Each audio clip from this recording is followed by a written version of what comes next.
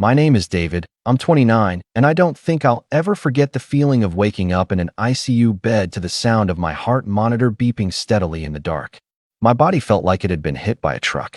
The fluorescent lights were dimmed, the room smelled of antiseptic, and there was that constant low hum of machines keeping me alive. My throat was dry from the oxygen tube, my chest sore from whatever they had done to stabilize me. I blinked a few times, trying to piece together how I even got there. The last thing I remembered was collapsing in my apartment after ignoring what I thought was just a bad flu. Turns out, it was pneumonia, severe enough to almost kill me. When the nurse saw I was awake, she smiled gently and asked if I wanted her to call someone. I nodded, expecting that by now someone from my family would have noticed I'd been missing for a day. I gave her my dad's number, and she left the room for a minute. When she came back, she hesitated for a second before saying, "No one picked up, but I left a message." I thanked her and tried not to let the sting settle too deeply. My dad was usually busy, sure, but he had his phone glued to his hand. My mom too. My younger sister, Emma, was constantly posting on social media. I figured maybe I'd wake up to a flood of messages. But hours passed. Then a full day. Not a single call. Not even a text asking if I was okay. It's funny how fast that can mess with your head. When you're alone in a hospital bed, you have nothing to do but think about every choice, every relationship, every time you've been there for people who can't be bothered to show up for you now. I thought about all the times I'd lent Emma money when she was short on rent, the times I drove 3 hours to help my parents when their car broke down, or how I dropped everything to watch the dog when they wanted a weekend getaway. And now silence. On the third day, just as I was starting to feel strong enough to sit up without feeling dizzy, my phone buzzed. My heart actually leapt for a moment. Finally, someone must have noticed I was gone. But when I unlocked my screen, it wasn't a call. It wasn't even a "how are you?" It was a single text from my dad that read, "We need $50,000 for your sister's wedding. Send it this week." I stared at the screen, my chest tightening, not from pneumonia this time, but from anger. Not even a "hope you're doing okay," after 3 days of radio silence. "No, we heard you were in the hospital. What happened?" Just a demand for money like I was an ATM. I could practically hear his voice in my head, the tone he always used that made it sound like he wasn't asking, he was telling. I didn't reply right away. I just put the phone down and stared at the ceiling, letting the anger simmer. I remembered every time my parents had made me feel like my worth was tied to what I could provide for them. Every birthday that was ignored because Emma had some drama they had to handle instead. Every time I was told, "You're the oldest, you should help out more." And here they were again, proving that nothing had changed. When I was discharged a few days later, I didn't go to my parents' house. I didn't call them. I went straight home, lay on my couch, and just stared at my phone for a long time. I thought about all the sacrifices I had made for this family.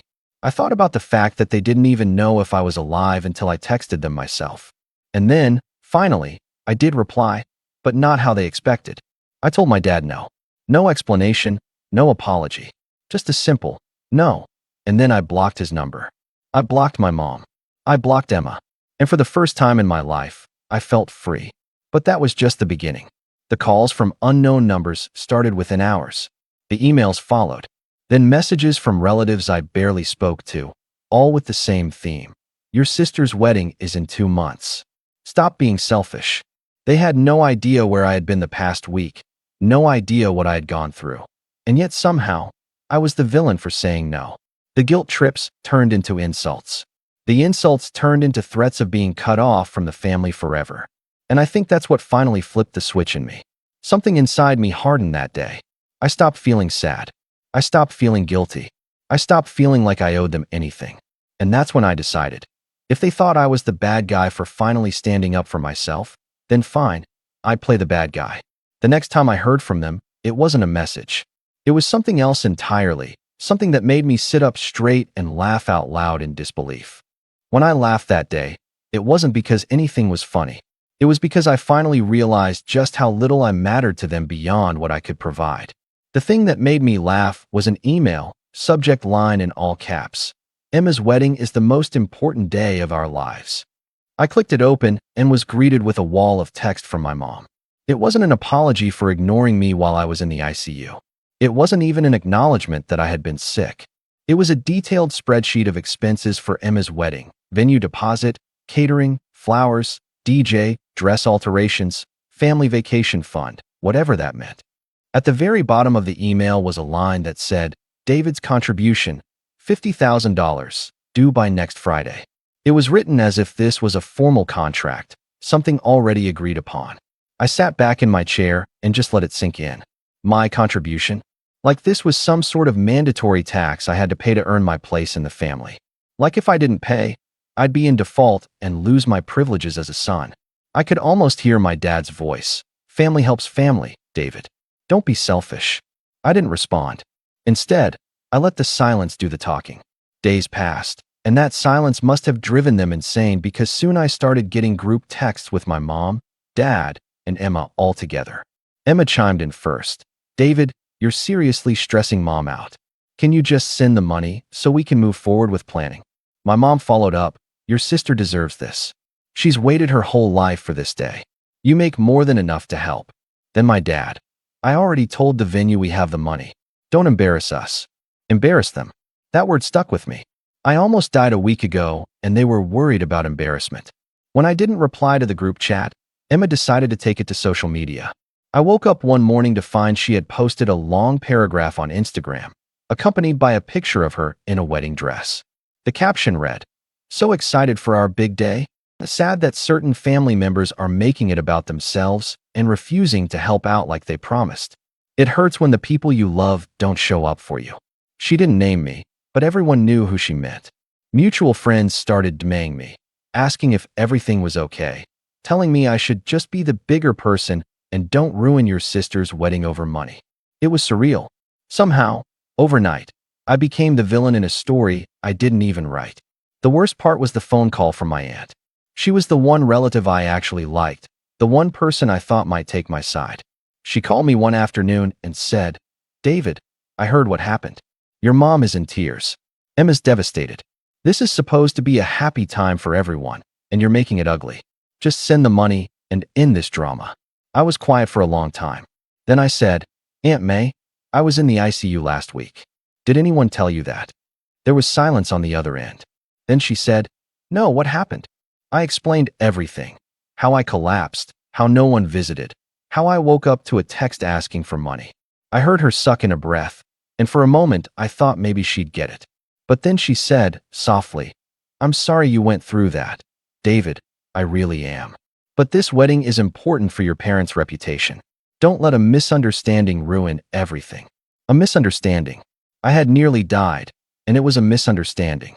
I thanked her for calling and hung up before I said something I'd regret. That night, I got another email from my dad. This one wasn't a polite request. It was an ultimatum. David, you have until Friday to wire the money. If you don't, you are no longer welcome in this family. We will not have someone who refuses to support his sister on the most important day of her life. I read that line over and over. No longer welcome in this family. As if family was something you could revoke like a subscription. It stung, but not in the way I expected.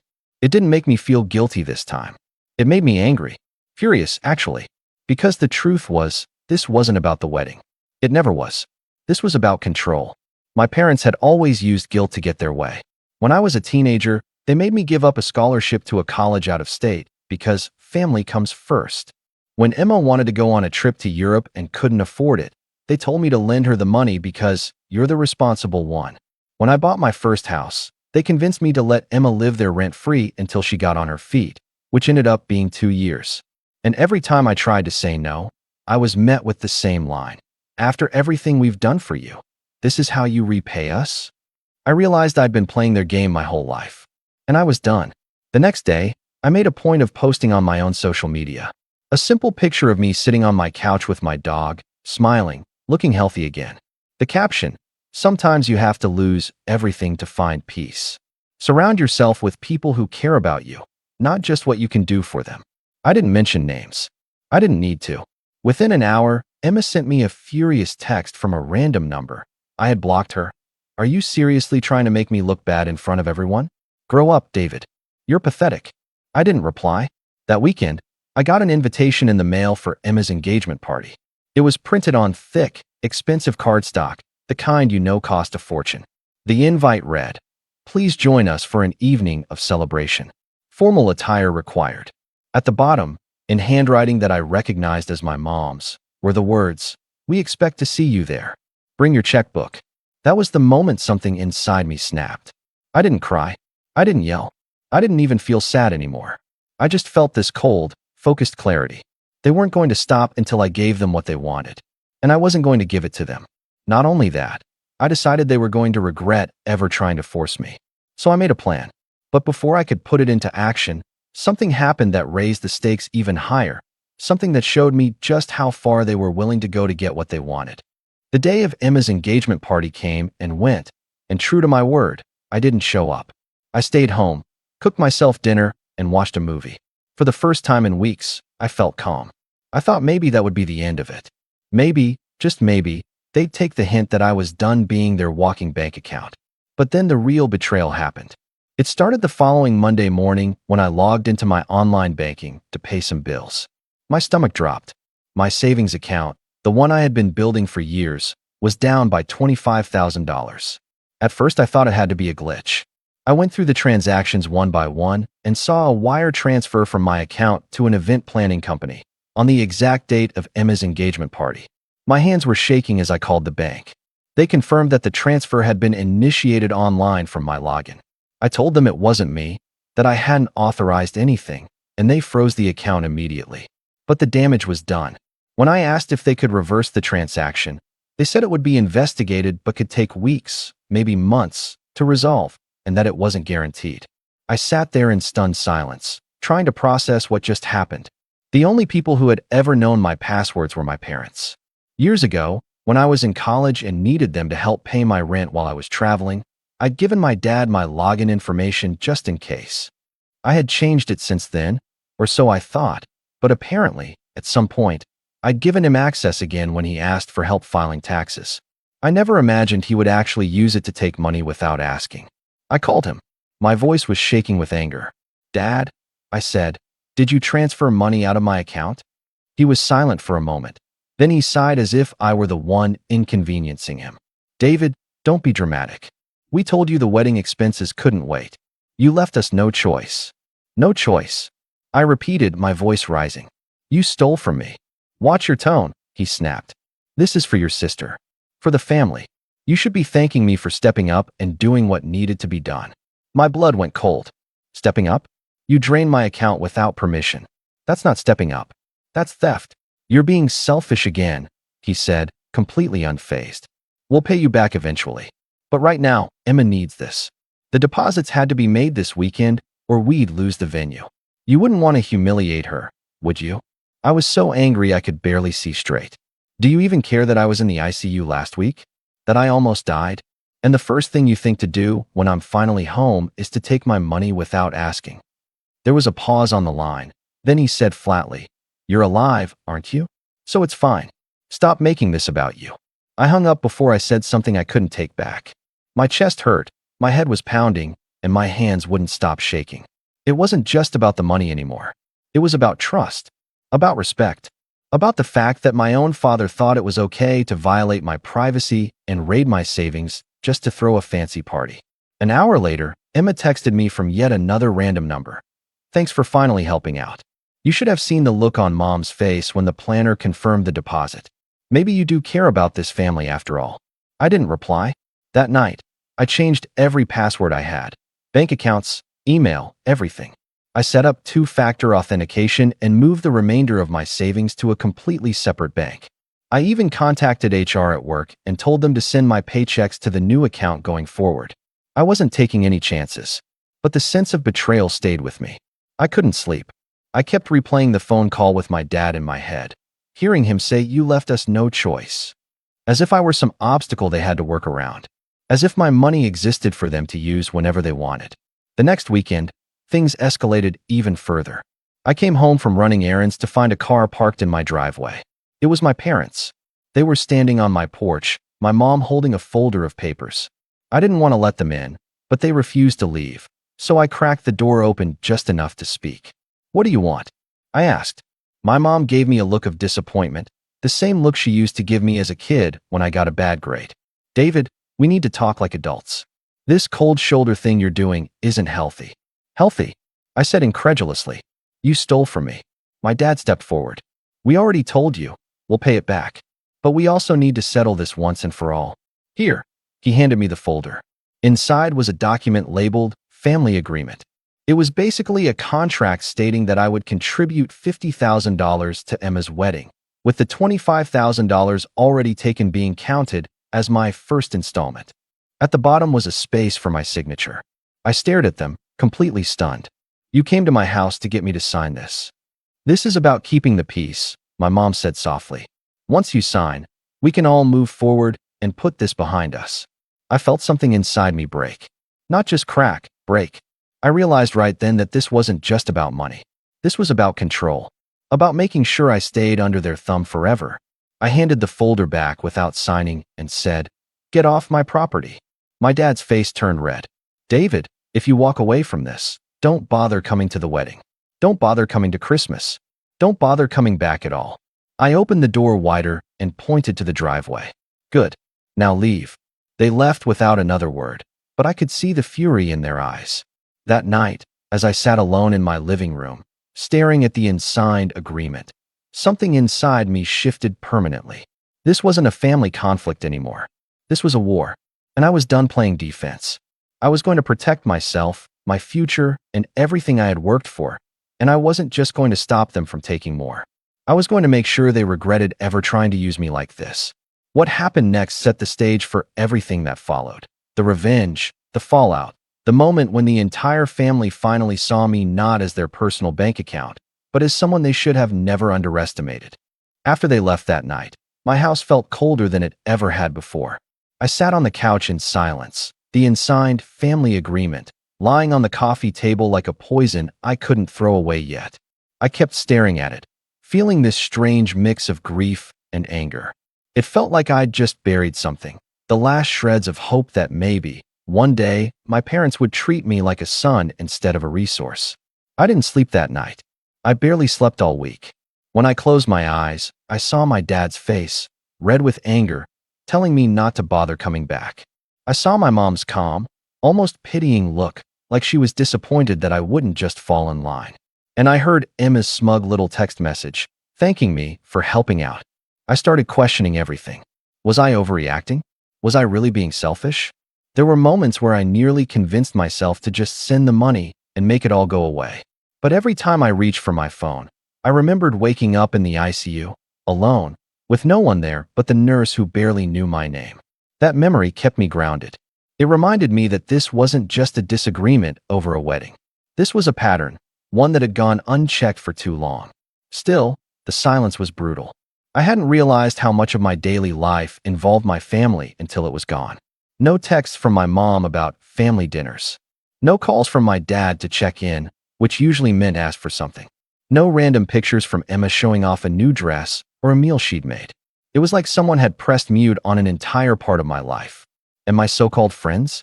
They didn't exactly make things better. A few of them reached out, mostly to tell me I should just let it go, or family is family. One even said, "You know Emma's wedding is once in a lifetime, right? You can always make more money." I stopped replying to messages after that. For a while, I let myself sink into that low place. I went to work, came home, and didn't do much else. I stopped cooking, stopped cleaning, stopped going to the gym. The house was quiet, but not in a peaceful way, in a hollow, suffocating way. I caught myself sitting in the dark more nights than I'd like to admit, just staring at the wall and wondering if maybe they were right about me. But slowly, quietly, something started to shift. Maybe it was the quiet itself. Maybe it was the fact that for the first time in years, no one was calling me with a new emergency to solve. Maybe it was just the clarity that comes when you've got nothing left to lose. One night, I got up, turned on every light in the house, and started cleaning. I scrubbed the kitchen counters, vacuumed the living room, organized the piles of unopened mail. It wasn't about the mess. It was about reclaiming something, my space, my time, my life. When I finished, I sat back down on the couch, looked at the family agreement, one last time, and tore it in half. Then I tore it again, and again, until it was nothing but confetti scattered across my coffee table. I took a deep breath. That was the night I decided I wasn't going to keep playing defense anymore. The next morning, I opened a new notebook and started writing. Not an angry letter, Not a rant, a plan. I listed every account my parents might still have access to, every joint obligation I'd ever agreed to with them, every way they could possibly reach into my life and pull the rug out from under me again. Then I wrote action steps next to each one. Close the joint emergency credit card? Done. Remove my dad as the emergency contact at work? Done.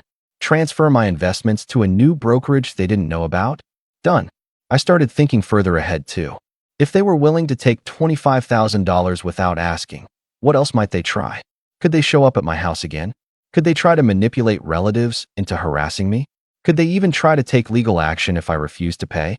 So I made another list, people I needed to talk to. HR, to make sure all my personal info was locked down. The bank, to flag my accounts for any suspicious activity. A lawyer, just in case I needed one down the road. It wasn't just about protecting my money anymore. It was about protecting my peace of mind. But even as I was putting these pieces in place, there was still this gnawing ache inside me. The part of me that wanted someone, anyone, to say, "We were wrong. We're sorry. We care about you more than we care about a wedding." That apology never came. Instead, a few weeks later, I got a call from a number I didn't recognize. Against my better judgment, I answered. It was my uncle, the one who lived out of state and rarely got involved in family drama. "David," he said, his voice hesitant. "Your dad told me what's going on. He said you've cut everyone off completely." I didn't say anything. He went on. "Look, I don't know all the details, but I do know this. Your parents are telling everyone you're unstable, that you've been acting erratic since you got sick. They said you're refusing to help because you're bitter and resentful. I figured you'd want to know what's being said about you." Something in my chest went cold, not just because of what he said, but because I wasn't even surprised. "They can say whatever they want," I said flatly. "I'm done trying to prove myself to people who never cared about me in the first place." He was quiet for a long moment. Then he said, "If you ever need a place to go, you've got family here. Just remember that." I thanked him and hung up. After that, something hardened in me completely. If they wanted to paint me as the villain, fine. I could live with that. But I wasn't going to let them get away with what they did, not just taking my money, but trying to destroy my reputation when I refused to play along. That's when my plan started to grow teeth. It wasn't just about protecting myself anymore. It was about making sure there were consequences. And the perfect opportunity was coming sooner than I thought, because Emma's wedding wasn't just a private family affair. It was a huge event, with business partners, extended relatives, and half the town invited. If they thought I was just going to stay quiet and let them spin their story, they were about to find out just how wrong they were. But before I could make my move, there was one last blow that hit me. Something that made me feel like I had truly hit rock bottom, but also solidified that I was on the right path. A letter arrived in the mail. A legal notice. From my own father. It claimed that the $25,000 they took was a gift I had agreed to, and that if I didn't send the remaining $25,000, they would pursue remedies to enforce the family agreement. There it was in black and white. My own parents were threatening to sue me. I sat there with the letter in my hands, my chest tight, my pulse pounding. And then, strangely, I felt calm. Completely calm. Because this wasn't a family fight anymore. This was war. And I was done being on the losing side. I remember sitting at my kitchen table with that legal notice still in my hands, my coffee growing cold beside me, and feeling something click in my head. It was the strangest thing. I wasn't angry anymore. I wasn't sad. I wasn't even scared. For the first time in my life, I felt completely in control. That letter wasn't a threat. It was a gift. It gave me permission to stop pretending this was about family. It made everything crystal clear. My parents and sister had chosen to treat me like an adversary, not a son or a brother. And if this was going to be a fight, I was going to win. The very next day, I took a personal day from work and drove straight to a lawyer's office. I had no idea what to expect. I'd never even consulted a lawyer before. But as soon as I explained the situation, the attorney's eyebrows shot up. "They used your login credentials to access your account and transfer funds without authorization?" he repeated, flipping through the documents I'd brought. "Yes," I said. "And now they're claiming I agreed to it and threatening legal action if I don't send more." He let out a low whistle. "David, this isn't just a civil matter. This could be criminal. If you want, we can file a police report today. At the very least, we can draft a cease and desist letter and put them on notice that any further harassment will be met with legal action." For the first time in months, I smiled. Do it, I said. Within a week, that letter was sent, not just to my parents, but to Emma as well. It was polite, professional, and absolutely devastating. It outlined the unauthorized transfer, demanded repayment within 30 days, and warned that any further attempts to coerce or defame me would result in legal escalation. It even cited specific state laws about fraud and unauthorized access. The silence that followed was deafening. No calls, no texts, no more letters. For a brief moment, I thought they might actually back down. In that quiet, I started focusing on myself for the first time in years. I cleaned up my diet, started running again, and went back to the gym. The first week was hard. My body felt heavy from months of stress and inactivity, but by the end of the month, I could feel the difference. My energy came back. I was sleeping through the night again. Work started to improve too. Without the constant drama of my family draining me, I was sharper, more focused. I started volunteering for projects I used to shy away from. My boss noticed. One day, he called me into his office and said, "David, you've been killing it lately. There's a senior position opening up next quarter. You should apply." I did. And a few months later, I got the promotion, along with a substantial raise. With the extra income, I started shoring up my financial position. I maxed out my retirement contributions, opened a high-yield savings account, and even dipped my toes into investing in a rental property with a friend from work. It felt good. No, it felt powerful. To know that every step I was taking was securing a future that was mine alone, completely separate from my parents' influence. Meanwhile, word about the legal letter must have started spreading through the family grapevine, because I started getting quiet, almost hesitant messages from cousins and extended relatives. Some of them wanted to hear my side of the story. Others just wanted to check in. A few admitted they'd been told I'd gone off the deep end, but now they were starting to wonder if maybe there was more to the story. I didn't badmouth my parents or Emma. I didn't need to. I just told the truth. That I'd been in the ICU, that no one came, that my account had been drained without my consent. And then I let them sit with that information. The tide started to turn. I noticed that Emma stopped tagging certain relatives in her wedding planning posts. My mom's Facebook activity went suspiciously quiet. Even my dad, who usually couldn't resist sending long family updates, stopped posting altogether. It was like watching a ship slowly start to list to one side. Then came the real turning point. The bank finished its investigation. I got a call one afternoon from the fraud department confirming that the $25,000 transfer had been unauthorized. Not only were they crediting the money back to my account, but they also confirmed that the IP address used to initiate the transfer matched my parents' home network. I can't describe the satisfaction I felt in that moment. It wasn't just about getting my money back. It was about proof. Hard, undeniable proof that I hadn't made this up, that I wasn't being dramatic, that I wasn't the selfish son they had painted me as. When I told my lawyer, he grinned and said, "This strengthens your position considerably. If they try to push back, we have all the leverage now." And that's when I realized I wasn't just defending myself anymore. I was winning. The timing couldn't have been better because Emma's wedding was getting closer. Invitations had already gone out, and apparently it was shaping up to be the social event of the season. A massive venue, a live band, a guest list packed with business partners, distant relatives, and family friends. I hadn't been invited, of course. My name had been scrubbed from everything. But that didn't bother me. In fact, it gave me an idea. I started quietly preparing for the next move. I gathered every piece of documentation I had, the bank statements, the lawyer's letter, the confirmation of the fraud investigation, and organized them neatly in a folder. Then I had copies made, just in case. I also started reconnecting with certain relatives and family friends who I knew would be at the wedding. Not to gossip, but to have casual, calm conversations where I simply shared what had happened from my perspective. I didn't exaggerate. I didn't get emotional. I just laid out the facts. The reactions were telling. Some were shocked. Some were angry, not at me, but at my parents. One family friend even said, "You know, we've always suspected your dad was a bit controlling, but we never thought he'd go this far." I could feel the narrative shifting. And as I watched it happen, I realized that I didn't even need to crash the wedding or make some dramatic scene to get my point across. By the time the big day rolled around, half the room would already know the truth, and the other half would be wondering why there was so much tension in the air. But I wasn't done yet. I had one last card to play. One final move that would make sure my parents and Emma understood, once and for all, that I was no longer someone they could manipulate or control. And as the wedding date drew closer, that plan started to take shape in a way that was smarter, sharper, and more devastating than anything I could have imagined back when this all started. Because I wasn't just the victim anymore. I wasn't just the son who got taken advantage of. I was the one holding all the cards now.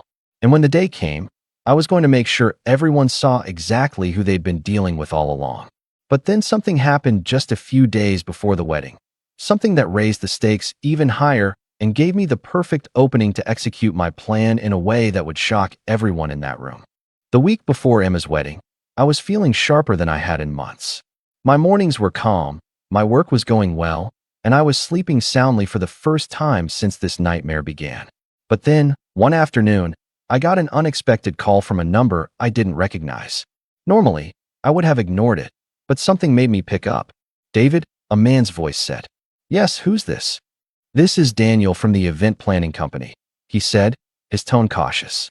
"I'm sorry to bother you, but I wanted to confirm a detail for the wedding invoice. You're listed as the primary contact for payment on the final balance. We've received partial payment, but there's still $35,000 outstanding.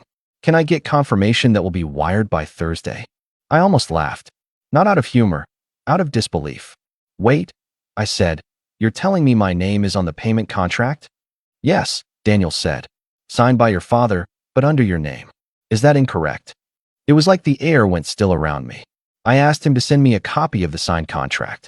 He hesitated, probably wondering if he was about to step into some messy family drama, but eventually agreed. When the PDF landed in my inbox an hour later, I opened it and felt my jaw tighten. There it was, plain as day. A service contract for Emma's wedding, with my name printed on the payment line, my old email address listed as the primary contact, and a signature that looked suspiciously like my dad's poor attempt to forge mine. I sat there staring at it for a long time, the pieces clicking into place one by one. This was why my dad was so confident I owed them. This was why they kept insisting I had already agreed to pay. They had literally signed my name on a contract without telling me. I forwarded the document straight to my lawyer. His reply came within minutes. "This is forgery. And it's not just a civil matter. This could be prosecuted criminally. This is very strong leverage, David. Strong leverage." Those words made something electric run through me. I asked him what my options were. He laid them out calmly, professionally. I could press charges and potentially have my father investigated for fraud. I could send a demand letter forcing them to pay the full remaining balance, clearing my name from the contract, and reimbursing any costs. I could wait, let them go through with the wedding, knowing that the venue would come after them when the remaining payment didn't come through under my name. That last one made me pause. Because as much as I wanted justice, I also wanted them to understand exactly what they had done to me, to feel, even for a moment, the same fear and powerlessness I felt when I saw my savings drained. So I decided to wait. But I didn't just sit back and do nothing. I started gathering every piece of documentation I had into one meticulously organized folder. The forged contract, the bank's fraud investigation results, the cease and desist letter, every email, every text message. I even included the engagement party invitation with my mom's handwritten note telling me to bring my checkbook. I made multiple copies, one physical, one digital on a secure drive. Then I wrote a letter to go along with it. Not a rant, not an angry tirade, just a calm, clear statement of facts. I explained exactly what had happened, how they had crossed every line imaginable, and how their actions had consequences they could no longer control. And then I made a list of people who would receive it if things went too far, relatives, close family friends, and, crucially, a few of my dad's business partners who I knew would be attending the wedding. The more I prepared, the more focused I became. There was no fear anymore, no hesitation, just clarity. And then, almost as if the universe was giving me a sign, another piece of leverage fell right into my lap. I got an email from a cousin who worked in finance. He'd heard whispers that my parents were in more financial trouble than they were letting on. Apparently, they'd taken out a home equity loan last year and were behind on payments. The wedding wasn't just about Emma's big day, it was about appearances. They were using this event to keep up the image that everything was fine, that the family was thriving. Suddenly, everything made sense. The pressure, the desperation, the lengths they were willing to go to. They weren't just trying to control me. They were trying to use me to save face. And that was when the shape of my plan fully came together. I wasn't going to just confront them privately. I wasn't going to yell, scream, or beg. I was going to let them walk into that wedding day believing they'd won, believing they had forced me into silence.